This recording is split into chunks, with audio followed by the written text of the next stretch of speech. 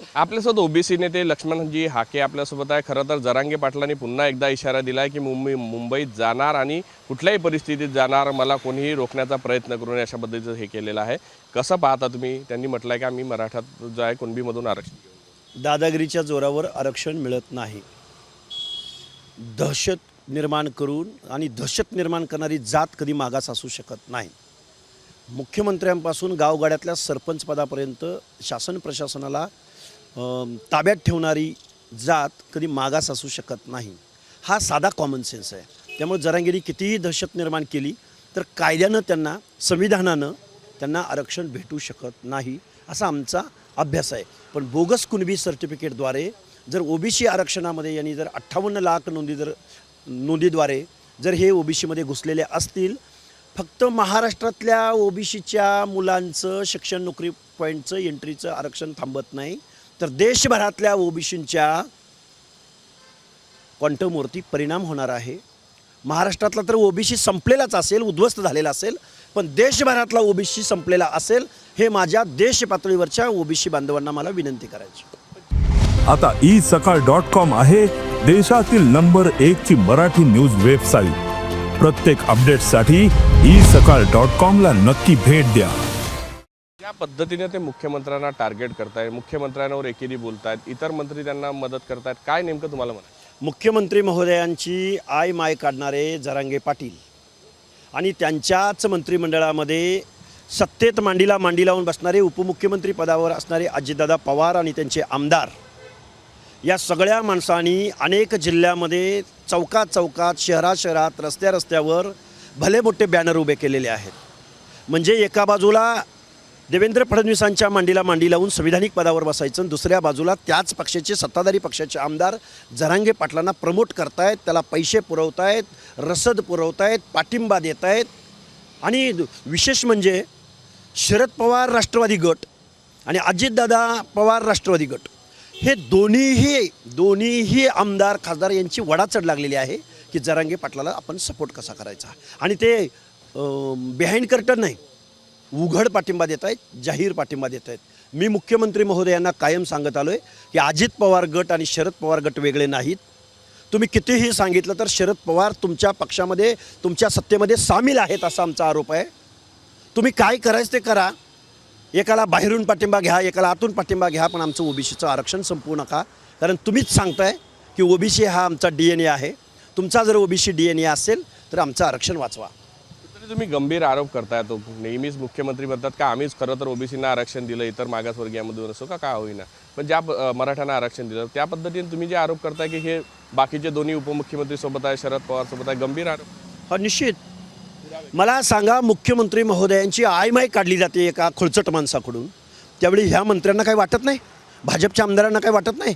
राष्ट्रवादीच्या आमदारांना, एकनाथ शिंदे साहेबांच्या आमदारांना काही वाटत नाही की आपल्या टीमचा कॅप्टन, ज्याच्या नेतृत्वाखाली आपण काम करतोय, त्या कॅप्टनवर ॲलिगेशन होतं आहे? बरं, संविधानिक ॲलिगेशन होऊ द्या, संविधानिक भाषेत ॲलिगेशन होऊ द्या, त्यांची आयमाय काढली जाते.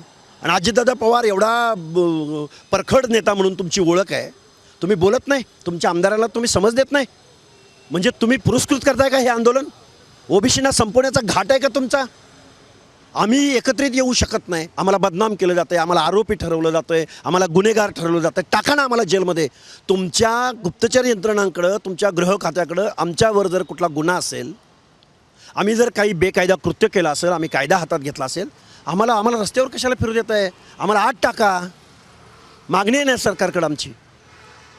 ज्या पद्धतीनं तुम्ही जसे आरोप करताय त्याबद्दल मागून पाठिंबा देतात, मुख्यमंत्र्यांवर नेहमी बोलताना थेट आणि खालच्या भाषेत बोलतात, एकेरी बोलतात, आईचाही उल्लेख करतो, ही कुठली संस्कृती आहे? ही संस्कृती वाळूवाला, मटकावाला, गावठी दारू विकणारे, गुन्हेगार, ज्यांच्या तडीपारी झाल्या, अशा सर्कलमध्ये वाढलेला हा माणूस आहे. अरे हा कुठं शाळेत गेला का, कुठल्या संविधान परिषदांमध्ये गेला का, याला संविधानाचं काय माहिती आहे का, गावगाड्यातला बॅकवर्ड कोण, फॉरवर्ड कोण, हे काय माहिती आहे?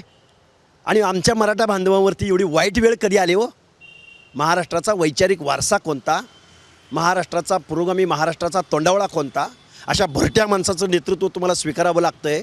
आणि गावगाड्यातल्या ओबीसींच्या मनामध्ये दहशत तुम्ही निर्माण करताय. कोण आहे हा मनोज जरांगे? फुटकळ माणूस. ज्याला संविधान नावाची गोष्ट माहीत नाही, ह्या माणसाच्या आहारी जावं मुख्यमंत्र्यांनी, अजितदादा पवारांनी, एकनाथ शिंदेनी. म्हणजे तुम्हाला जे करता येत नाही ते तुम्ही या फुटकळ माणसाच्या तोंडून तुम्ही करून घेताय.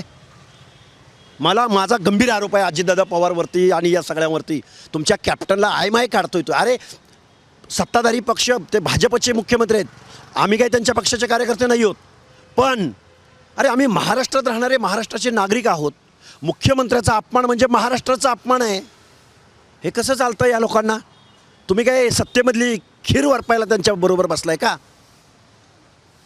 अजितदादा पवारांना फक्त काही कारखानदारांना बजेट द्यायला तिथं ठेवलं आहे का? अजितदादा पवार तुम्ही पुढे या आणि तुमच्या या नाटाळ बेजबाबदार आमदारांना आवरा. ते सोळंकी आणि ते कोण विजयसिंह पंडित, जरा भान असू द्या तुम्हाला. गावगाड्यामधल्या ओबीसींच्या जखमेवर मीठ चोळताय तुम्ही आणि जरांगेसारख्या खुलचट माणसाला पाठिंबा देताय आणि जाहीर पाठिंबा देताय, बॅनर लावून पाठिंबा देताय तुम्ही. कुठेतरी मुख्यमंत्री एकनाथ शिंदेना काम करू देत नाही असं वक्तव्य जरांगे पाटील करतात. या मागं काय नेमका मेसेज त्यांना द्यायचा आहे? कुठं निर्णय कोण घेतं? सायनिंग अथॉरिटी कोणाची असते? टीमचा कॅप्टन कोण आहे? कॅप्टनच निर्णय घेणार ना. टॉस उडवायला काय व्हाईस कॅप्टन जातो का? कॅप्टन निर्णय घेतो आणि त्यांचा तो संविधानिक अधिकार आहे. त्यांचा संविधानिक मुख्यमंत्र्याचा अधिकार काय त्यांनी काय वाटून द्यायचा का सगळ्यांना? हे कोण सांगणार? जरांगे कळतं का त्याला काय जरांगेला त्यातलं? उगाच आपलं काही बडबडायचं आणि मुंबईला चाललोय, मुंबईत गणपती टाकायला चाललोय. कुठेतरी गणपती विसर्जन मुंबईत करणार, 27 ऑगस्टला निघणार, अशा पद्धतीची भाषा जरांगे करतात. काय झालं आहे? आम्ही जर जागं थोडंसं आमच्यात थोडीशी आम्ही ओबीसी विस्थापित असंघटित आहोत. आम्ही जरांगेचा गणपती मुंबईपर्यंत जाऊ नये, त्याला अलीकडेच कुठेतरी त्याला विसर्जन करायला लावू, एवढं आम्ही सांगू शकतो. इकडे कशा पद्धतीने तुम्ही विसर्जन करणार? अरे गावाच्या गावं आमचे आहेत, तालुक्याच्या तालुके आमचे आहेत. आम्ही वाड्या वस्त्यानी, तांड्या वस्त्यानी आहे. ह्याचा गणपती इथं त्या अंतर्वलीतच आम्ही विसर्जन करायला लावलं असतं. मुंबईत पोहोचू देणार नाही, ओबीसी रस्त्यावर उतरेल. आम्ही होऊ शकतो. तो जर आमची आईमाई काढत असेल, तो जर आमचे पुतळे जाळत असतील, ते जर आमच्याच माणसांना आमच्या अंगावर सोडत असतील, मग आम्ही काय बांगड्या भरल्या काय? आम्ही सुद्धा करू शकतो. तुम्ही गेवराईला जाणार असं कळतंय, पुतळे जाळण्यात आले, कशा पद्धतीनं हे सगळं होत आहे? तुमच्यावर आरोप प्रत्यारोप होत आहे, पुतळे जाळले जातात. आज तुम्ही गेवराईला जाणार आहे, एकटे जाणार आहे? जाणार, एकटाच जाणार, एकही पोलीस न घेता जाणार. त्या आमदाराच्या जर दम असेल ना, त्यानं मला तिथं यावं आणि पुतळा काय जाळतो साल्या, तू मला जाळ. कारण मी ओबीसीचे हक्क अधिकार मांडतोय रस्त्यावर उतरून. तुझ्या ज्या कार्यकर्त्यांना एकत्र बसवून मला जे रात्री 3-4 वाजेपर्यंत फोन करायला लावलेस ना, त्या सगळ्या कार्यकर्त्यांना सांग मी गेवराईत यायला लागलो आहे आणि ज्या ठिकाणी पुतळा जाळला आहे तिथंच येतो आहे आणि तुला त्यांना काय शिवे द्यायला लावायचे ते लाव आणि काय मला जाळायचं तिथं. पुतळा काय जाळतो? हे नामर्दाचं लक्षण आहे पुतळा जाळणं. अरे मी येतोय ना तिथं, मला जाळ ना. कुठेतरी तुमच्या जीवाला धोका नाही का? तुम्ही ओबीसीसाठी भांडत आहेत, इकडे मराठ्यासाठी वेगळं भांडण सुरू आहे, त्यात तुम्ही मुद्दा लावून धरताय, त्यामुळे कुठेतरी तुमच्या जीवाला धोका नाही? जान हथेली पेली आहे. अगर माझ्या बलिदानानं जर गावगाड्यातल्या अर्ध्याहून जास्त लोकसंख्येच्या हक्काधिकाराचं संरक्षण होत असेल तर मी बळी द्यायला तयार आहे. तुम्ही म्हणताय बळी द्यायला तयार, पण तुम्हाला कुठेतरी सुरक्षा दिली पाहिजे असं वाटत नाही का? म्हणजे ज्या पद्धतीनं गृह विभागाचं काम, शासनाचं काम आहे. रोज 700-800 किलोमीटर प्रवास करणारा माणूस आहे मी आणि एकटाच फिरतो, जाहीर सभात भाषण करतो. त्यामुळे मी असल्या गोष्टींना घाबरत नाही. कारण आम्ही समोरासमोर लढणाऱ्यांची अवलाद आहे. अशी रात्री अपरात्री पाठीत खंजीर खुपासणं, बगलतनं खुपासणं, त्यांच्या जवळच्या माणसांना फोडणं, ड्रायव्हरला फोडणं, शेजाऱ्याला फोडणं, उद्योग तुम्ही बघताय ना महाराष्ट्रामध्ये, आणि अजून खूप उद्योग होणार आहेत. पण अशा उद्योगांना आम्ही घाबरणारे नाही आहोत. शेवटचा प्रश्न, 27 तारखेला निघणार आहे, मुंबईत जाणार असा इशारा दिला आहे. मागच्या वेळेसारखा पुन्हा गदारोळ होईल. तुमची भूमिका काय असणार आहे? ओबीसींना घेऊन तुम्ही रस्त्यावर उतरण्यासाठी काही तुम्ही नियोजन करतात का? या माणसाला अडवा एवढंच मुख्यमंत्र्यांना आमचं सांगणं आहे. सणासुदीचे दिवस आहेत, चाकरमानी मुंबईमध्ये येतात. ह्याला काय उद्योगच नाही हो दुसरा. दर 2-4 महिन्याला उपोषण करायचं, सलाईन लावायच्या, दर 2-4 महिन्याला कुठल्या तर कशात तर नाक खुपसायचं. प्रचंड मराठवाड्यातलं वातावरण प्रचंड अस्वस्थ करून टाकलं आहे. 2 समाजामध्ये दरी निर्माण झाल्या. महाराष्ट्र कधी नव्हे तो ओबीसी आणि मराठा या वादामध्ये अराजकतेकडे चाललेला महाराष्ट्र आहे. मुख्यमंत्री महोदयाचीच जिथं गैर केली जात नाही, मुख्यमंत्र्याचीच आयमाय काढली जाते, तर आम्ही कोण रस्त्यावरचे फिरणारे कार्यकर्ते?